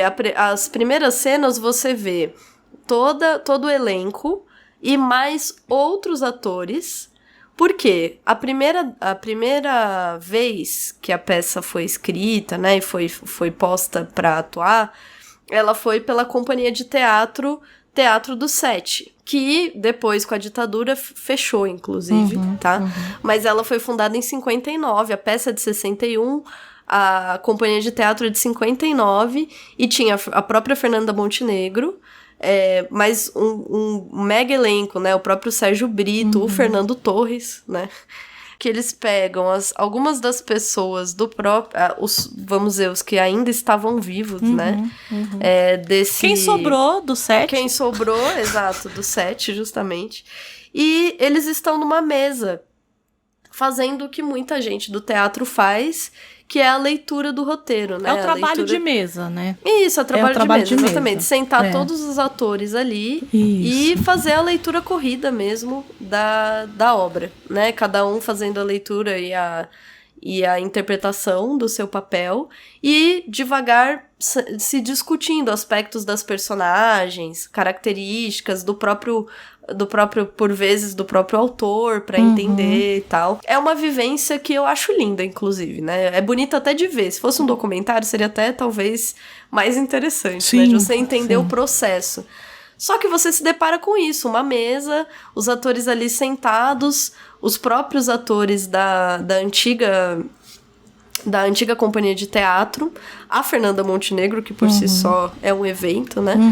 E eles vão correndo, fazendo uma leitura corrida do roteiro, né? Da obra. Vai mesclando, né? Vai gradualmente mesclando com o cinema, com uma obra que aí já é mais linear, dramática, que a gente tá habituado a assistir. E acho que do meio pro fim, o filme vai ficar praticamente só como obra dramática, né? Como cinema. E aí eu acho que cabem prós e contras, né? Eu achei muito interessante. Eu confesso que eu gostei. Achei... Acho que de fato o trailer foi infeliz. Porque eu acho que poderia ser vendido de outro modo, né? Poderiam te dizer, é experimental, sei lá. Porque, por exemplo, o Fedro, que foi o exemplo que eu até dei, o Fedro, que foi feito, que é uma leitura, também é essa proposta de uma leitura de teatro, né, e é um documentário, tudo bem que ali era um documentário, né, mas ele te joga na cara o que é. Ele fala, olha, é um documentário sobre dois atores, que o mestre e o seu pupilo, que há muito tempo não se veem, que vão ler o Fedro. E o Fedro, do Platão, é também esse texto sobre o amor, né, de um homem mais velho por um homem mais jovem, tentando seduzir esse homem. E a gente vê esse jogo, essa experiência cênica ali, né, nesse documentário ou não documentário, enfim, nessa coisa toda. Mas ali você, quando ele te mostra, você entende. No caso desse trailer, ele te mostra o filme em forma dramática e, por exemplo, a Fernanda Montenegro, ela não aparece, ela só aparece na mesa. E foi isso que eu falei pra Gabi, mas eles não podiam deixar a Fernanda Montenegro de fora do filme. Então a única vez que a gente vê a mesa, e que não tem nada, porque eles dão um close no rosto dela, e aí não tem mais nada. Então parece que ali ela tá numa mesa qualquer, falando com outras pessoas, entende? Assim, falando com alguém ali, ou alguém da cena, né? Exatamente. Então, assim, como experiência é ótimo, assim, eu acho que principalmente para quem gosta dessa coisa da feitura, né? Do ofício do ator. Eu acho que aí sim, aí eu acho que vale a pena e tal. Eu só acho que vendeu mal. Eu só acho que esse trailer aí tinha que ter sido feito diferente. Mas talvez se tivesse sido feito diferente, ninguém teria ido. Mas aí eu já acho desonesto. Mas enfim, né? Eu achei também desonesto. E não teria pra que fazer isso. Isso. Porque não é ruim, entendeu? Isso, é não muito bom. Não é nada ruim, inclusive. É muito bom. Eu me surpreendi. A direção é do Murilo Benício, gente. Isso. E aí, assim, vou te dizer que eu comecei e falei, bom, vamos ver, né? Murilo Benício é um ator, eu nunca imaginaria ele diretor, né? Então, tipo, como será que ele vai fazer isso? E eu achei ótimo. Eu, de verdade, gosto muito do Eduardo Coutinho. E aí tinha uns momentos que eu falava, gente, né? Que momento Eduardo Coutinho total, assim, nessa mescla, esse jogo do que é ficcional e o que é o papel do ator. Tem uns momentos que você fica assim, porque a Débora Falabella tá ótima, né? Tá, não, ela é ótima. Ela é ótima. Todos eles ali, o elenco é muito bom, de verdade. Lazinho, tá Lázaro Ramos, gente, não tem... Como ele é bom, né? Ele é bom, é uma coisa impressionante. E delicado, não é a coisa exagerada do teatro, assim, né? Não. Eu acho que a Débora Falabella tem um pouco mais a coisa exagerada do teatro, assim. Eu gosto dos dois, mas enfim. E aí, quando eles estão sentados lendo...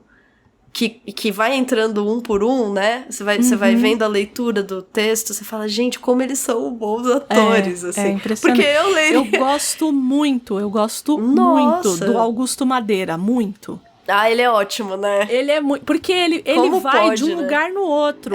Ele é rápido, um comediante maravilhoso. Maravilhoso, concordo. Né? Um ator de comédia muito bom. Mas quando ele também tá nesses papéis mais... nesses papéis mais dramáticos, ele também, eu acho ele maravilhoso. Eu também gosto muito. Também gosto Acho ele muito. maravilhoso. Todos eles, assim, de verdade, eu achei o elenco muito bom. E é interessante, eu acho que o filme é interessante por isso, porque você parece que você tá vendo uma peça de teatro, só que do lado do palco, entendeu? Você parece como que se você estivesse ali servindo como se você fosse um ator junto com eles, Na entendeu? verdade, não, né? Eu acho que a gente tá mais ali pra mocinha do café. É, que não, tá eu ali digo, só eu de- digo só de ator, zóio. é óbvio, né? Né? Tô dizendo assim, no sentido do que você vê os bastidores, Sim, entendeu? sim. Então você tá ali e você sabe que é a Fernanda Montenegro. Sim. Não é a personagem tal. Não é a Porque Dona ela Matilde, transiciona, exatamente, ela transiciona e você, como está por trás ali do palco, você vê essa transição, né? Sim, Você percebe e vê. Então eu acho que quebra E é esse bonito lugar. de ver, né? É lindo, eu acho bonito lindo. mesmo. Então eu acho que o mérito desse filme É isso. é fazer com que você saia do lugar do espectador tradicional e consiga enxergar as dinâmicas dos atores que estão fazendo aquilo. E, além disso, eles mesmos falam do Nelson Rodrigues. Sim. A Fernanda Montenegro fala das tensões que foi estrear aquela peça, do como a plateia reagia, né? Como a plateia dizia, meu Deus, isso é um tarado. desacato, ele é um tarado, vamos todos embora, parem de ver. É muito bom, né? Então, ele não só quebra esse lugar do espectador, como eu acho que ele também te dá uma vivência um pouco mais ampla da obra do que só aquela história, né? Você consegue entender que ela teve um impacto. Mas, olha, eu acho que vale o filme, viu? Acho que vale muito, muito mesmo. Pra quem tem interesse, deixa eu ver onde tá disponível. A Andrea falou que ela alugou no YouTube, né? Isso. Tem no próprio Apple TV. Mas e no também Google pra alugar. É, tudo pra alugar, gente. É. Mas de verdade, eu acho que vale a pena, entendeu? Acho que é um filme que é bom. As atuações são boas, mas é isso. Não assistam com essa expectativa de que é uma narrativa linear do filme que a gente tá habituado a ver, do drama que a gente tá habituado a ver. Diferente da adaptação dos anos 80. Isso. Esse eu gosto mais. Que é a nossa favorita, né? E eu acho que ela é, assim... de verdade, assim. Eu gosto muito desse filme.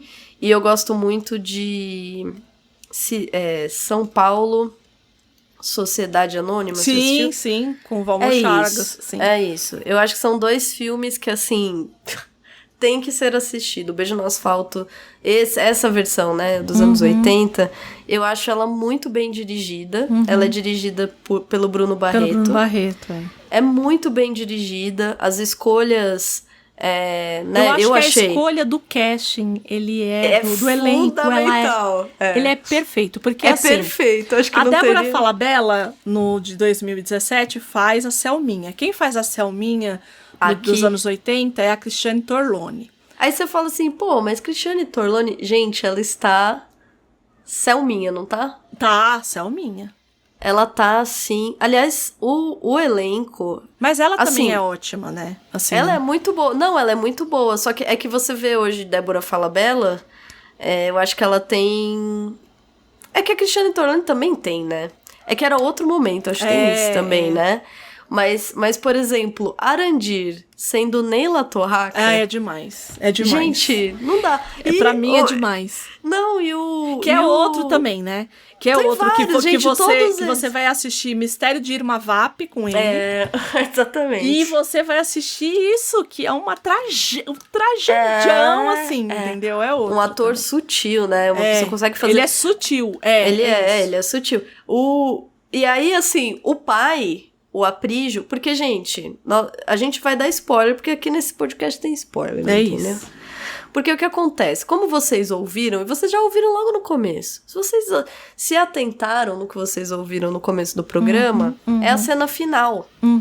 E a gente descobre que o Aprígio, que é o pai da Selminha, né, que é casada com o Arandir, o pai é apaixonado pelo genro. Isso. E o Paia, que é ninguém mais, ninguém menos que Tarcísio Meira. Exato.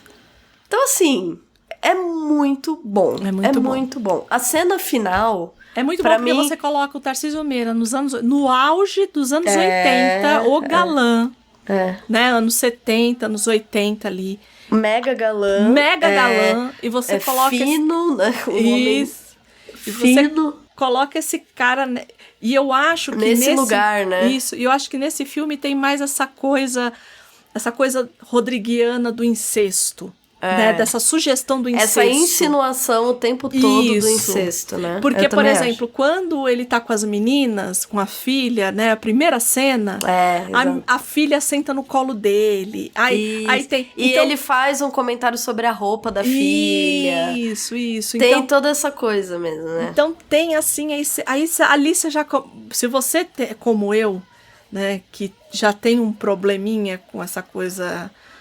Você já fica assim, ai, meu Deus. Não, não tem como não ter, né? Porque é nojento. Ai, vai começar. Assim, eu acho que tem muitas qualidades esse filme, né? Mas algo que eu também gostei foi o fim. Tem um beijo. Um beijo de verdade, um beijo. Um beijo mesmo. Tarcísio Meira vai lá e mete um beijão no Leila Torraca, entendeu? Isso. É um beijão mesmo. Lindo. A cena final é linda, porque o que acontece, né, na história? A Dália, que é a irmã, vai procurar o Arandir e diz que a irmã, a mulher dele, não quer mais ficar com ele. E se declara pra ele. Se oferece, né? Como disse André, se oferece, como diria Nelson Rodrigues. Isso, se oferece. Ele nega, ele diz que é tão apaixonado. Só que ali pelo meio do filme... Ele pega ela tomando banho. Isso. E ele tem essa tensão. Tem essa tensão sexual entre a cunhada de 14 anos, que deve ter 14, 16 anos, sei lá. Jovenzita. 15 anos, exato. Jovenzita ali, do jeito que Nelson Rodrigues gosta, né? Exato. Tem essa tensão sexual ali entre o cunhado e a cunhada. E aí... ela vai lá atrás dele e fala assim, ela não te quer, mas eu te quero, do jeito que você é. E eu acho que no filme, esse filme em específico, existe uma insinuação, aí já é uma interpretação minha, tá? De que ela seja homossexual também. Você acha? Ah, eu achei. Eu não... Porque ele fica assim, o pai vira e fala assim, por que ela fica usando a camiseta sem sutiã? E ela tem um jeito meio malandro, meio de menina... Então eu acho que não. Então, mas é por isso que eu tô falando, é um olhar meu, né? Eu acho que essa coisa do sem sutiã é tudo pra chamar a atenção do cunhado. Exato, então. Mas é o que eu acho, então. Mas aí, tá vendo? Porque aí, o que ela diz? Ela não te entende, eu te entenderia. Isso. Você poderia fazer tudo o que você quisesse comigo. Ela diz, tipo, algo do tipo, se você for homossexual, porque é isso que ela tá dizendo. É isso que ela tá dizendo. Se você for homossexual, comigo você pode fazer o que você quiser, entendeu? A gente se daria muito bem. Ela fala isso pra ele. A gente se daria muito bem. E aí o meu olhar, né, do século XXI... Pra mim, é curioso, porque pra mim veio essa coisa do tá sempre... Porque logo no começo... Mas eu acho que é mais o que você tá falando. Eu acho que é o meu olhar, por isso que eu tô falando. Eu acho que é o meu olhar, né? Eu acho que é o olhar de uma mulher que se relaciona com outras mulheres mesmo, entendeu? Porque aí eu olhei e falei, pronto, né? Agora vai ter o casal do gay e da sapatão. Entendi. Entendeu? Não, pra mim era isso. Pra mim era... Não, mas eu acho que é. Eu acho que é mesmo. Mas ali tem esse momento. Então ela se declara, ele renega, ele diz que não vai ficar. E chega o Aprígio. Credo que delícia, né? Credo que delícia. É o famoso credo que delícia. E então chega o pai, né, que se nega a falar... Isso também eu acho muito interessante, ele se nega a falar o nome dele, né? O Nelson Rodrigues tem umas coisinhas mais... porque desde o começo... elaboradas, e na primeira, assim. Ali no primeiro ato, a filha já diz, você nunca... Depois que ele se casou comigo, você nunca mais disse o nome dele, né? Tá lá no primeiro ato. No comecinho, né? Então, o que ele diz? Ele se... Aí, enfim, a essa altura, já parece estar na família um pouco evidente de que o pai, na verdade, é apaixonado pela própria filha.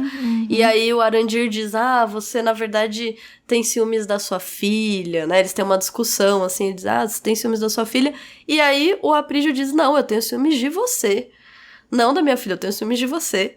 E aí ele se declara, atira no Arandir. Porque ele diz que ele só vai falar o nome dele em cima do cadáver dele, né? Só quando ele morresse. Mata o Arandir e começa a dizer Arandir, né? E começa a dizer o nome dele. É uma coisa assim. Na peça não tem o beijo.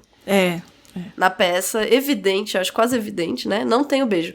Mas aqui, por isso eu acho que o fim do filme é muito bom aqui. E aí ele beija, e o que eu gosto, essa cena final é muito boa, porque ele para, então vem a filha, né? Ele tá ali agachado, o Tarcísio Meira tá beijando, né? O Neila Torraca ali, jogado no asfalto, né? A filha vem, porque ouve o tiro, fica em pé do lado e tá chovendo, né? Tá uma cena assim, bem urbana mesmo. E a câmera fica parada ali. Você fala, nossa, será que o filme acabou? Não, e a câmera fica ali. Eles ficam ali, todos ali, parados. Acho que uns 2 minutos, sei lá. Aquela cena, vai saindo alguém de trás, assim, de uma casa. Aquela coisa bem corriqueira, bem urbana, né? Sai alguém, olha... E aí acaba o filme e coloca lá o beijo no asfalto. É lindo. Isso. É muito bonito.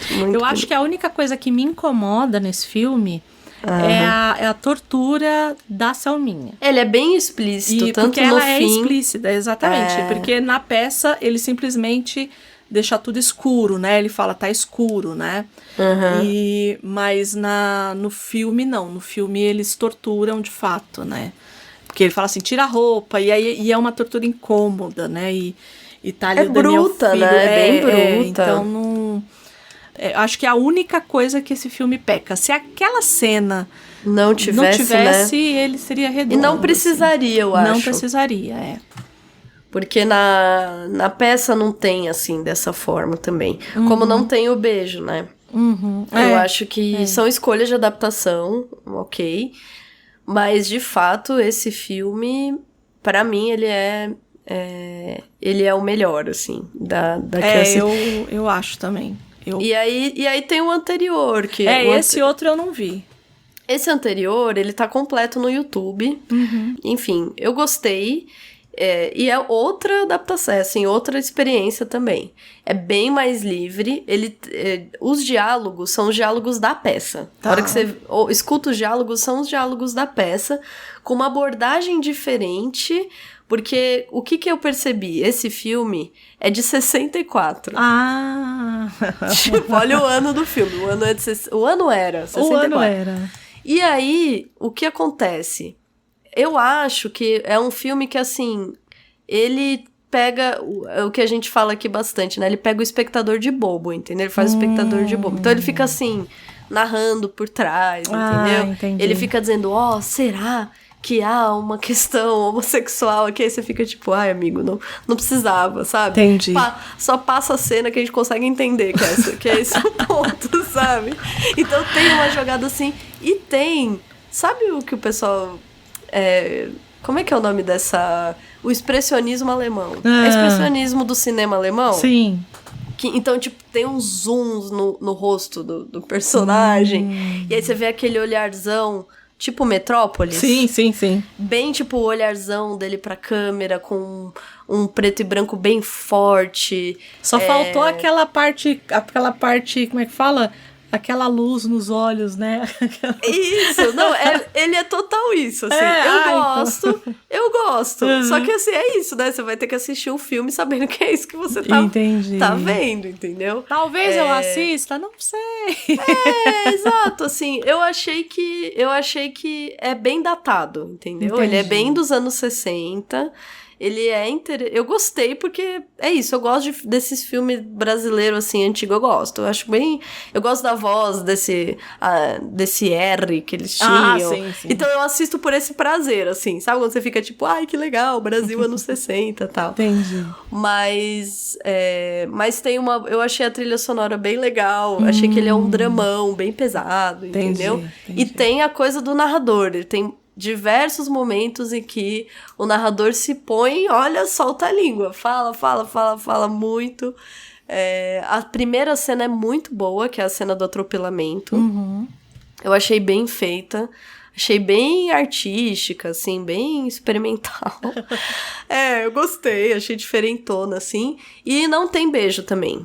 É porque eu fiquei atrás do beijo, gente. Né? 60, você acha que ia ter exato, beijo? Não ia ter eu beijo. sabia que não ia ter, mas fiquei lá, né? Então, assim, a cena final da morte, o Aprígio, ele sequer se aproxima do corpo, entendeu? Tem a coisa bem do drama. Então, tem o tiro, ele vai pra trás. Bem expressionismo alemão, ele vai pra trás. Aí ele se segura no armário atrás e faz uma cara de drama, assim. E contorce a mãozinha e cai, assim. Entendi. É um dramão, assim. Entendi. Você fala, nossa. Meu Deus. Novelas mexicanas. Assim, total. Você assiste e fala, tá, entendi, gente, a abordagem de vocês, legal. Eu gostei também, mas é isso. Pra mim, são três tipos totalmente diferentes de adaptação. E que o texto tá lá, né? Isso que é mais curioso, né? Exato, o texto é literalmente o mesmo. Bom, a minha contribuição para o teatro brasileiro, em primeiro lugar, um certo sentimento trágico do Brasil. Compreendeu? Eu sou tragédia carioca. Não é só tragédia carioca, é tragédia, digamos assim, brasileira. Isso é o... Em segundo lugar, houve uma noção de uns tantos valores. Ouviu? E em terceiro lugar, o meu mau gosto. Eu tenho um mau gosto agressivo, mas que não abdico dele. Eu acho que ele faz parte da obra de arte que deve ser imperfeita. Não sou contra a obra de arte perfeita. Não, a perfeição não tem nada a fazer junto ao artista. Perfeição é uma virtude de menina, tocadora de piano, não de fazedora de bordado. Mas a perfeição não tem nada a ver com o artista, com um verdadeiro artista poderoso, violento, brutal. Ouviu? E esse é o caso, é o meu caso. Olha, se a gente não convenceu vocês a pelo menos dar uma olhadinha no Beijo no Asfalto, ou dar um beijo no asfalto. A outra. Já se empolga. Carnaval, né? Imagino que muita gente deu mesmo. Não, senhora. É quarta-feira de cinza, já tá começando a quaresma. Já tá batendo como é que fala? Arrependimento de alguns beijos no asfalto, é isso? Hoje já é pra queimar as coisas que já foi. Exato, já acabou. Já acabou. Então, você que está aí na quarta-feira de cinzas, né? Faça como... Ai, Gabi, preciso te falar uma coisa. O quê? Putz, você não sabe. O último programa que a gente fez, que foi o Degusta, número 24, que tá bom, viu, gente? Ouve lá. Vão lá ouvir. Ouve lá. Eu cometi um pequeno deslize. E aí, Mas você foi devidamente corrigida. Fui pelo chefe. O chefe me corrigiu. O chefe te ligou? O chefe ligou, falou, que porra é essa que você tá falando? O gerente enlouqueceu. Você está maluca? O que aconteceu é o seguinte, no último programa a gente estava aqui toda empolgada falando de Orson Welles, mas isso é culpa do Orson Welles. É isso. Exatamente. Temos um culpado. Esse culpado é o Orson Welles. E ele nem tem como se defender mais. Não tem. A gente tem que falar dessas pessoas que não tem mais como se defender. Que eu não quero processinho, não. Não quero processo. Pois bem, eu peguei e falei que quem tinha feito o Quanto Mais Quente Melhor tinha sido o seu Sácio Bedemílio. Mas não foi. Você me deixou passar esse carão. Quem foi o diretor? Não, o pior é que a gente tava tão empolgado. A gente tava empolgado, é o que eu tô falando. Culpa de quem? Seu Orson Welles. E aí, eu vim aqui para fazer a errata, que o senhor Bruno Laganá me corrigiu. O Billy Wilder. Aliás, adoramos Billy Wilder. Sim, adoramos. Mas eu não sei por que na hora ali... Vivemos falando de Billy Wilder. Teve um Degusta que eu trouxe Billy Wilder. Haverão outros que trarei Billy Wilder. Eu acho que eu falei Celso Bedemílio por conta da piada. Eu tenho essa impressão. Eu tenho essa impressão. Mas Adoro. assim, correção devidamente Devidamente feita. Mas, o que eu fiz? Eu falei, muito bem, muito Aproveitou. obrigada. Mas aproveitando, eu gostaria muito que o senhor mandasse a Senhorito sua Bruno. lista, o seu senhorito, Bruno Laganá, também conhecido como Brunão do Refil, Também conhecido como nosso chefe. nosso chefe, mandasse pra gente a lista de temas, né, que ele fez lá e ele mandou. Olha só. Então, pra quem não lembra, lá no Degusta é aquele programa que a gente faz, é uma é uma desculpa pra gente falar de coisas que a gente gosta que não tem livro e pra gente conversar coisas aleatórias. Exatamente. O Degusta, ele é feito pra isso. Só que a gente tem um pouco de método, né? Então a gente cria temas para isso, né? A E gente aí, dá aquela aquela cachobrada, disfarçada, né? disfarçada. E aí, dessa vez, a gente pegou e colocou 5 temas aqui. Então, o primeiro tema era uma história ou produção que tenha no título um nome de um lugar. Aí o Bruno pegou e mandou Cidade de Deus, assim, na lata. Tá vendo? Nossa, já chegou chegando, né? Gosto. Aí ele coloca uma história ou produção que se passa durante uma viagem. Ele colocou Férias Frustradas. Espero que seja dos anos 80, porque essa nova eu não gostei muito, não. Eu acho que deve ser. Deve ser, né? Eu acho que tem até programa do Jurassic Cast de Férias Frustradas, se não me engano, que eles fizeram lá atrás. O tema 3, uma história ou produção que não seja um musical, mas que tenha uma cena musical. Ele colocou 10 coisas que eu odeio em você. Confesso que eu acho que ele é um clássico mais pra sua geração do que pra minha. Eu digo um clássico porque todo mundo compartilha a cena, né, que ele canta e tal. Isso. Pra mim, ele será sempre o Coringa. Eu nunca assisti esse filme, eu acho. Eu devo ter assistido pedaços. Eu assisti porque ele passou inúmeras vezes na televisão. Né? Você sabe que ele é baseado no que ele é baseado, né? 10 coisas que eu odeio em você. Baseado... Então, talvez a gente traga aqui um dia, hein? Megera Domada. Segura essa marimba. William Shakespeare. Alô, ingleses. Alô, ingleses. Aí o tema 4 é uma história ou produção que se passe na praia, no campo ou na fazenda. Tubarão. Esse aqui eu acho que ele copiou de mim, que eu falei lá do Tubarão. Mas Tubarão é outro clássico, né? Não tem muito como fugir. E uma história ou produção que envolva um encontro, um reencontro ou um desencontro. E aí ele colocou encontros e desencontros. Olha, veja você. Olha só. Bill Murray e... Eu pensei em trazer até. Que é da eu gosto desse Sofia filme. Coppola, né? Eu gosto desse Sofia filme. Coppola. Eu tenho minhas coisas... Bom, já falei, né? Que eu tenho alguns problemas com Bill Murray. Bill Murray, pra mim, ele só passa em Caça-Fantasmas, Os Excêntricos Tenenbaums, enfim. Só ali que ele passa. Porque de resto, temos muito problema. Bom, e se nosso colega que está aí ouvindo agora esse programa, né, quiser... Não vai ser como o Bruno, porque o Bruno simplesmente mandou uma mensagem. Você errou.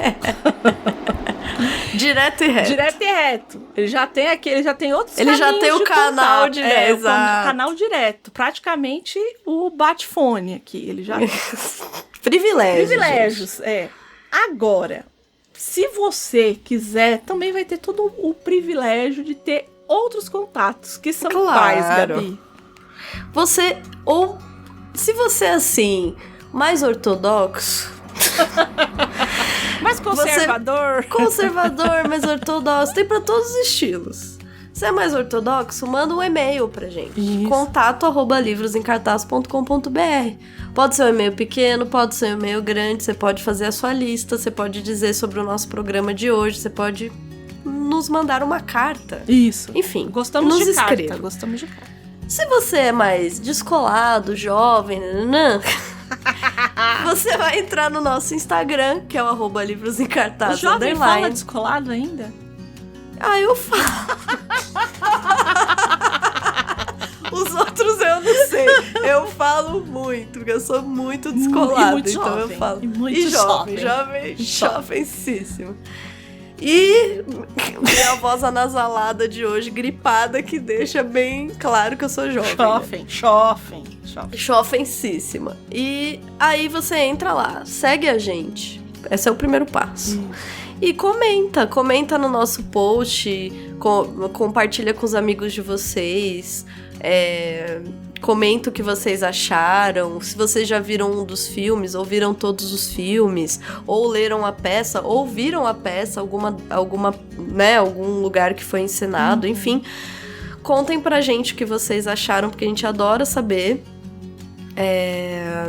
e adora interagir com vocês, né? É isso. Acho então justo. É isso. Certo? Então, até o próximo programa. Muito obrigada por ter ficado até aqui. Gabi, muito obrigada. Muito obrigada, Andréia. Se hidratem, gente. Isso, se hidratem. Lembra Tá que hoje é calor. quarta-feira de cinzas. Vamos pegar leve. Hidratem. Assistam um filminho de boa. Né? Queima tudo que você quer esquecer do carnaval. O que foi. Exatamente. Fiquem bem. Fiquem bem. Um beijo pra todo mundo e tchau, tchau. Tchau, tchau.